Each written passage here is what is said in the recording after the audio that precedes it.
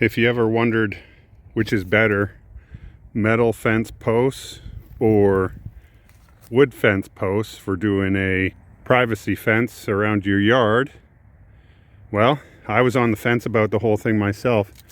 I did this whole other part of this fence with wood fence posts, and within 2 weeks the fence posts actually started to warp.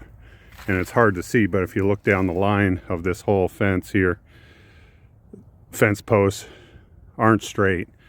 I did spent a lot of time to get all this fencing perfectly straight. These fence posts were lined up exactly, and within 2 weeks they started to warp. So 8 months later, I decided to try these fence posts that are metal. And so all the way along this, I got it. It's dead on. There is no warping. They've been up for 2 weeks, and now I'm just finishing the framing. I actually set these in concrete all along here, and then 2x4 bottoms, 2x6 on the top. Because of the way that I'm building it, I wanted 2x6 at the top to hold the weight of the board. And today I'm going to actually finish the boards, give you a little picture of what it looks like when it's all done. But this is metal fence posts, and on these metal fence posts they have a nice little thing on the top, allows you to put the board up a little higher and hook it in, and then do a top rail as well. But I think these metal fence posts are definitely a little better, and they actually are pretty sturdy. If I shake this, it moves around, but it has a lot of deflection and it's not going to crack. The 4x4 fence posts over here, they're not that much more solid, but they warp easy. Like you can see that one down there just warped inwards towards the sun is always beating on it all day long. And I just don't think they're going to last as long.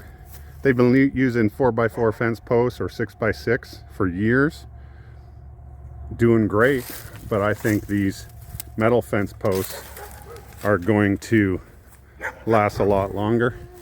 And then if the fence starts to go bad, all I got to do is replace some rails. I don't need to replace the actual fence post.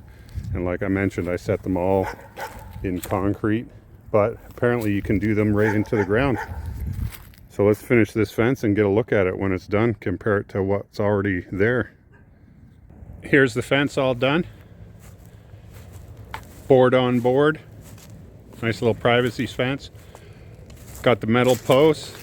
You can see all the way down right to the dark fence. There is the old fence, and left a nice little gap, bigger gap at the bottom of the fence so it doesn't get chewed up by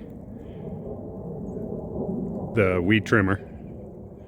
All right, only problem is fence looks terrible with all these metal posts there. So let's fix that right now. All right, it's like magic. Steel posts are gone. Anyway, fence looks amazing. I think I'm sold on these metal posts. They're going to be pretty durable. You can see a little bit of the metal post down at the bottom, but a little brown paint. In the summertime, that grass is going to grow up 2 or 3 inches high and cover those up. But it's probably going to outlast the wooden post fence that I did before over here. Well, might update this in a few months and see how it looks. But metal posts are the way to go, possibly. A little more expensive, but they're going to last a lot longer. And if something rots out, all you need to do is get these fence pieces and replace them. You don't have to replace huge posts.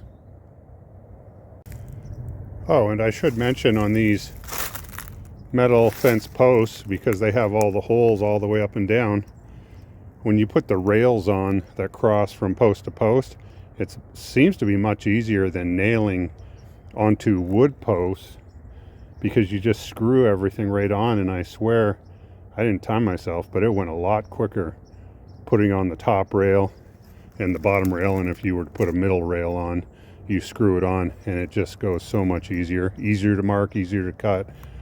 So in the time that you save, it's worth the extra cost. I think.